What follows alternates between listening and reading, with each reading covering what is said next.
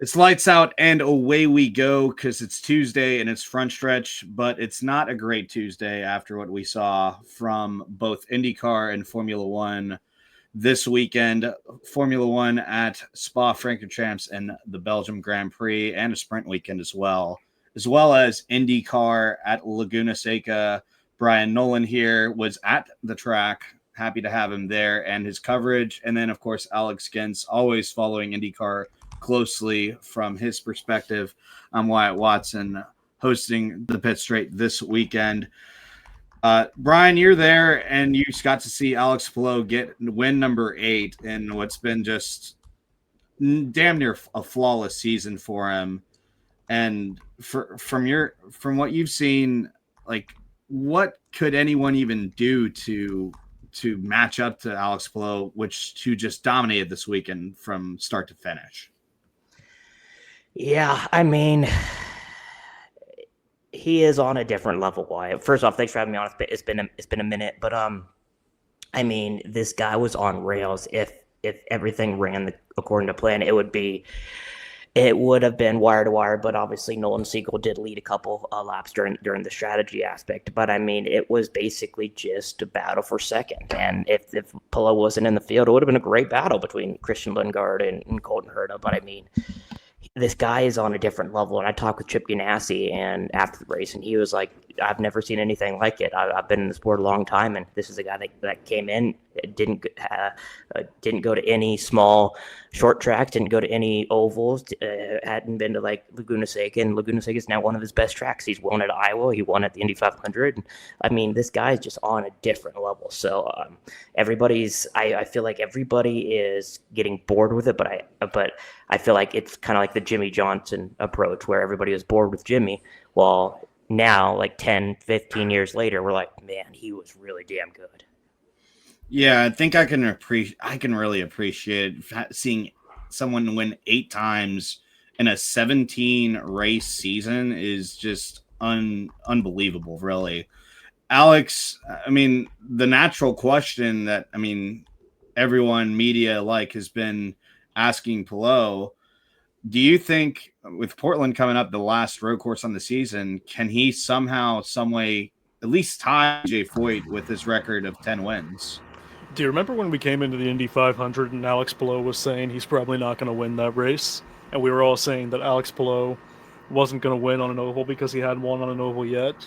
And then 7 months before that, Tom Blackburn was writing that Alex Palou may not win the 2024 championship because there were so many ovals in the final leg of that season. Yeah. And then do you remember some other miscellaneous example of everybody doubting Palou, and then he just does this stuff out of nowhere? I mean, will he hit that record? I honestly think he will at this point. I think that he'll win Portland, and I would not put it past him to win Nashville. Milwaukee, I'm not so sure about, but at this point, who knows? I mean, it's very clearly an exercise in futility to actively doubt him. Yeah, I mean, the only race that he's generally struggled at was St. Louis, which Milwaukee kind of runs the same way with how it's shaped and as an oval. It's not an egg shaped like St. Louis was, where he was battling just to get in the top 10 there. But Nashville, I think for sure he has to go into that race as a contender. He owns the keys to Portland's. Why I mention that, because he's won, I think, back to 2, maybe 3 races there in the last couple of years. But 2, yeah, the last 2 races, he's just like almost lapped the field. It feels like at that race. So, I mean, he's going to get 9 for sure. 10 is going to be tough, but I think it'll happen. And it's just, I mean, he's going to lock it up next week. This championship is over. Pato O'Ward started second.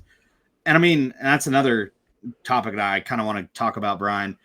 Pato he had the shot, he was second, but just he fell flat, it seemed like, throughout that race. How do you gauge of Pato O'Ward's weekend overall? Because he's fast in practice. It was disappointing. I expected more from him. I expected him to go into turn 1 and go balls out. I was talking to our other colleague of mine that was with me, Danny Peters, and I was like, what does he have to lose? And it kind of looked like it wasn't that he was just chilling at the start, but like he didn't push it a little bit. So I wasn't disappointed in it, in him, but it was. I guess I just expected more. Alex, you kind of feel the same way about Pato, because I feel the same way as you, Brian, because it seemed like we were gonna get, like, everyone was hyping it up to be the challenger versus versus Palou here to try to make this championship interesting, and then he just, I mean, it was just a struggle all day for him that kind of led to this race being so flat. You know, we all know that Pato O'Ward did not go into this event relaxed, right? You know, but consider Pato O'Ward's position for a second. If he throws the car into turn one, or well, I guess it's technically turn two at Laguna, the hairpin at the beginning, and locks up the front right and slams into the side of Palou, and both cars are terminally damaged and neither of them continue, that's to O'Ward's disadvantage more than it is to Palou, because that's one less race where he can do anything. If Pato conserves himself on the start, he'll lose ground to Palou, and I wouldn't say that he necessarily lost ground. He just didn't get the start he needed. But even more so, the talking point throughout the weekend was that Palou was as good on the black tires as other drivers were on the reds, and the one area that the commentary team kept highlighting he was making up so much time was the exit of the final turn. Well, where are the drivers making the start of the race? Where are they getting on the gas in earnest for the first time? The final turn of that road course. So, you know, should Pato have laid it out a bit more? Maybe. But there was nothing about that situation that was advantageous for him either. Well, the people who should have laid it out more too was race control, because a couple of times in that race, I know we were all frustrated just talking amongst each other on Sunday, watching what was happening with the Renus VK getting stuck in the gravel and 2 laps going by with him just sitting there in a vulnerable position. And even more vulnerable was Marcus Ericsson on the straightaway going into the corkscrew in a blind section of the track going uphill. And that could have been as disastrous as possibly what we saw earlier, even last night or today, with Stuart Friesen's wreck in the dirt late models up in Canada. Alex, this has to be something that race control and IndyCar themselves, Doug Bowles, have to be talking about this week, that this type of stuff can't be happening. Well, I am old and senile. You can say that again. You can definitely say that again. And bitter, and as my tagline says, generally angry. So, mainly angry. My memory is a bit clouded by the rage I experience on a daily basis, and I cannot recall if the Ericsson spin happened during a pit cycle or near one, at a part of the race of strategic significance. However, one of the things that makes IndyCar unique is that when applicable, IndyCar race control holds a caution until drivers have an opportunity to get to the pits. The IndyCar strategy zeitgeist is all about, well, you know, you undercut and then there's a caution and you go to the back of the field, et cetera, et cetera. And by the way, that happens across motorsport. IndyCar is the only sport whose commentary team regularly highlights that for some reason. But I think that what is going to result from this incident with Ericsson is a real serious reevaluation of that practice. Absolutely inexcusable. You know, when James Hinchcliffe is on TV saying that what you're doing is insane and ridiculous and unacceptable, you've crossed some kind of line somewhere. And I'm kind of surprised that we didn't see more anger out of Marcus Ericsson after the fact. He told Bob Pockrass he was just focused on getting the car restarted. And this will give ammunition to all the people who hate the hybrid, because the whole thing was, well, the hybrid allows the car to restart. We got to give Marcus a chance to get going. But to your point about where he was sitting on the track, and this is something I wish was being talked about more, where could Marcus Ericsson have gotten going that wasn't more dangerous than where the car was already sitting? He was pointed right at the racing line, right? Like, if he reversed, he would have had to either go into the gravel or risk stalling again when he shifted back to first. And if he got going in first gear, he'd have to drive right into the racing line over the top of Blind Crest where cars are coming through at 150 miles an hour.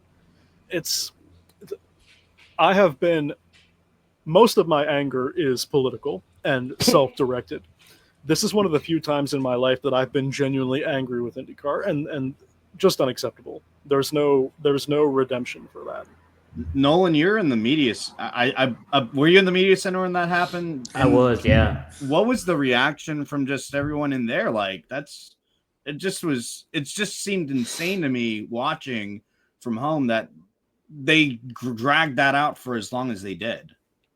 Yeah, everybody was like, what's going on? Like, obviously we waited for like 30 seconds, and then once like 30 seconds was done, we were like, okay, yellow, and then Hint starts screaming on TV about it, and we're like, okay, where's the yellow? And I mean, it was absolutely uncalled for. I don't know if they were trying to wait it out. If I have no idea. It was just it mind boggled me. It was boggling indeed. I mean, I haven't seen, like, NASCAR hasn't done anything like that. I mean, not in a while. When was the last time we've seen that in NASCAR though? Like, I generally don't remember. The Truck Series did it earlier this year, didn't they? At Las Vegas? Was it Vegas? It might have been late last year. The Truck Series did it. Well, like, I mean, when Herbst, I'm about to say, well, that was Riley Herbst at Mexico City when he pulled back in the front of the line and almost took out Ricky Stenhouse, is what I remember. Like, trucks at Vegas. I mean, I'm not quite remembering that one, but like in motorsport, you don't see this across motorsports that often. Maybe I must say, maybe Formula One every now and then, when I think Lance Stroll had something like this happen before. In Formula One or something, but don't quote me on that. But when I see something like that happen not once but twice in one particular race, that is a damn trend. You're already setting a trend in one event. That's unacceptable by all means.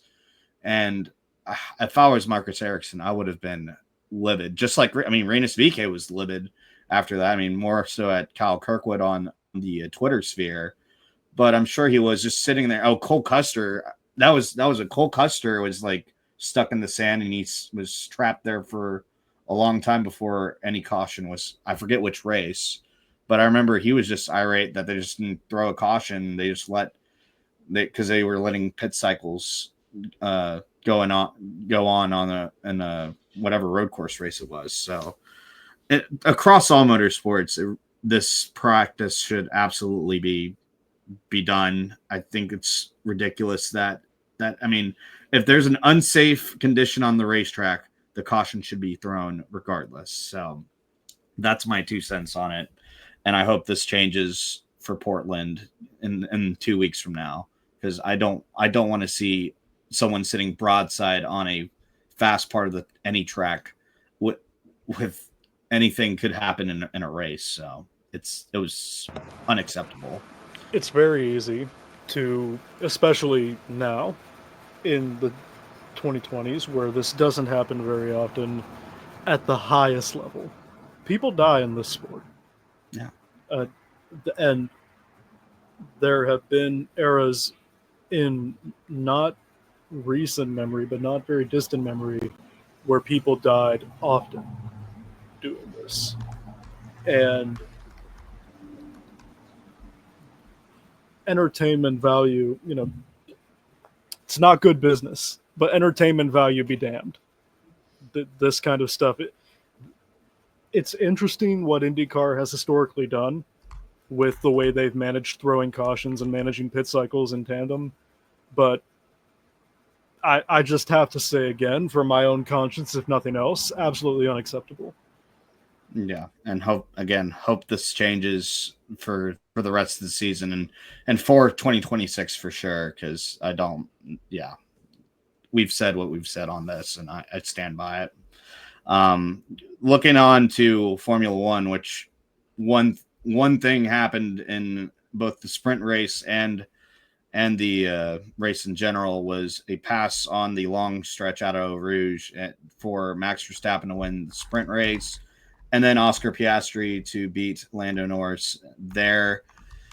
The good thing is that we still have a championship fight between the two McLarens. The bad part is that with Belgium and Spa-Francorchamps already being on the chopping block, it seems like, with every other event happening, kind of like how we saw with the German Grand Prix for a little bit, as it was swapping between Hockenheim and Nürburgring. I mean, this isn't the showing I would have liked to see from a Formula One fan perspective for this track, being that it's so historical.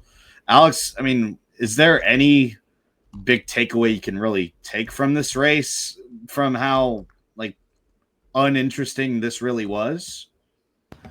Not really. This is, all things considered, a pretty good Formula One season. I would say we actually have a fight at the top, even though it's leaned a bit one way more than the other so far.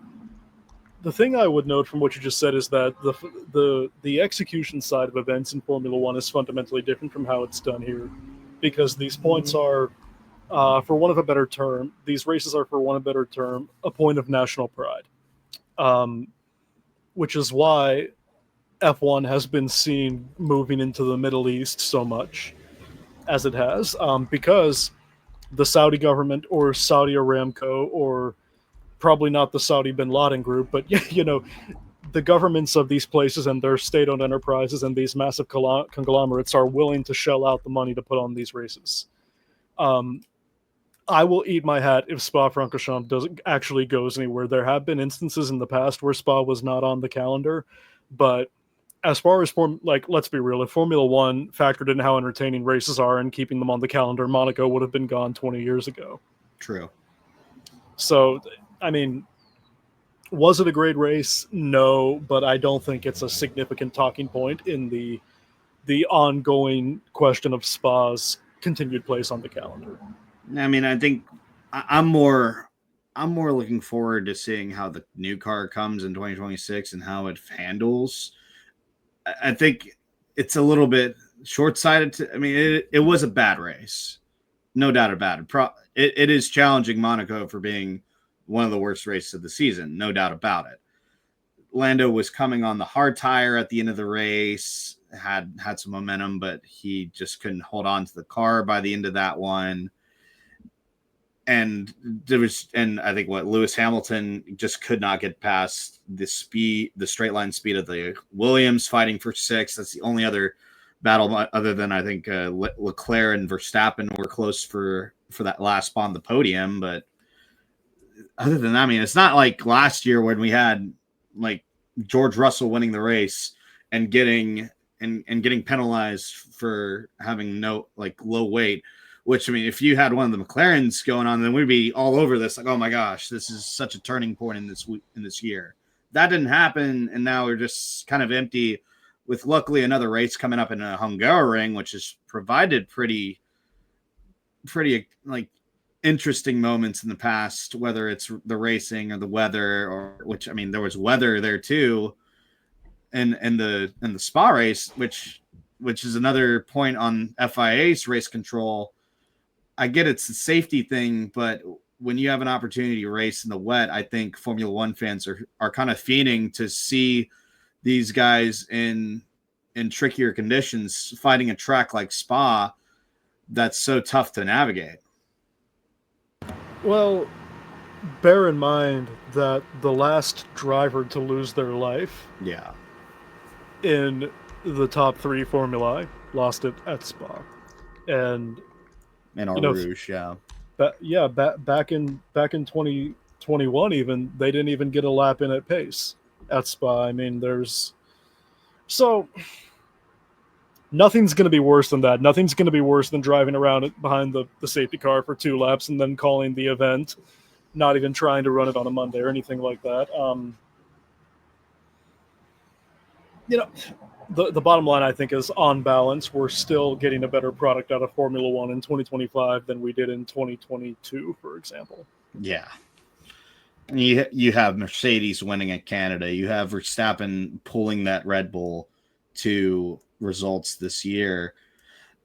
Nolan, I'll bring you in on this on an outsider's perspective. That's a great topic. Have you watched Formula One at all, if you have, what is your assessment on how Formula One has been since the Verstappen dominance days?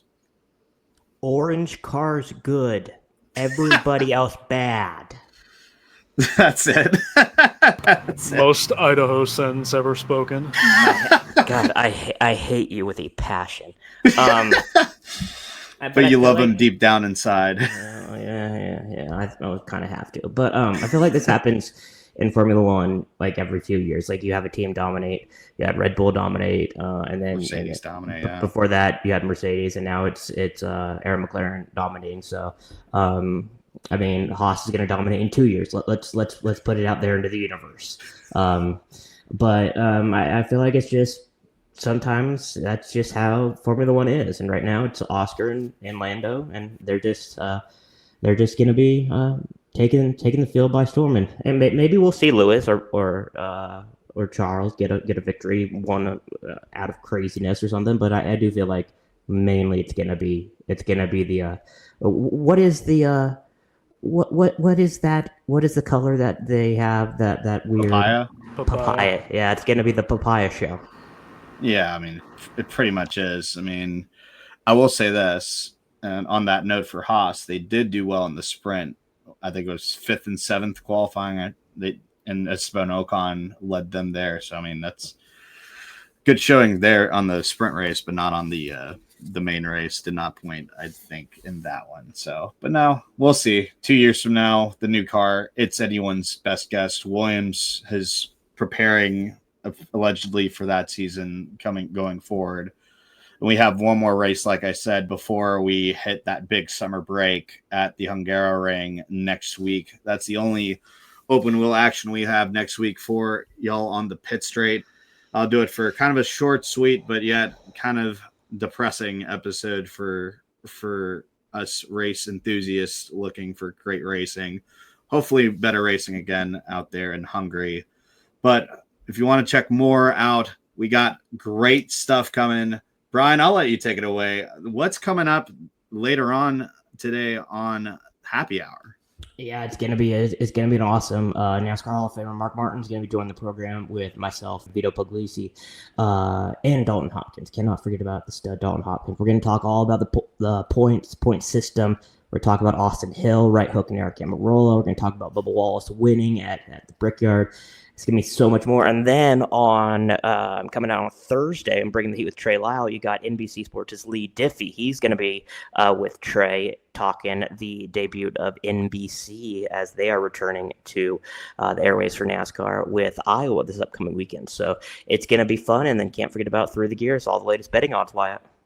Oh, yeah, absolutely. I'm excited to see Lee Diffie, all the NBC guys at Iowa this weekend, as I'll be up there covering NASCAR. First time in a year and a half or so covering NASCAR for me, so I'm excited for that. Alex Gintz is seething inside, letting me go. 1,000%. Letting Always. me go. Oh, yeah. But I must say, I'll still be at some of the IndyCar races wrapping up the season. Not at Portland. I'll be graduating from this here fine university at Texas A&M University, so I'm excited for that. Oh, come on. Cole Custer sponsored them, so I'll talk to him probably about that. Oh, and Felix Rosenquist sponsors Texas A&M as well, so shout out there. But yeah, like I said, Through the Gears, I have Dale Tanhart coming on for that one as my guest. Excited to announce that here and on the air, so can't wait to have him there. And then, of course, Stock Car Scoop after every NASCAR race with Caleb Barnes hosting is a great watch there. Follow us on Frontstretch Open Wheel on Twitter, Frontstretch Open Wheel on the YouTube side as well, and our grassroots coverage for YouTube as well. And check out all of our respective social medias, Wyatt W Racing, the Bryan Nolen, and Alex Gintz with a number 1 at the end for our good boss there. From Wyatt, from Brian Timothy Dale, Ezekiel Nolen, as old Danny likes to say, and from Alex Gintz, Thanks for listening to another episode of the Pit Straight, and we'll see you next week for coverage of the Hungaro Ring and the Hungary Grand Prix.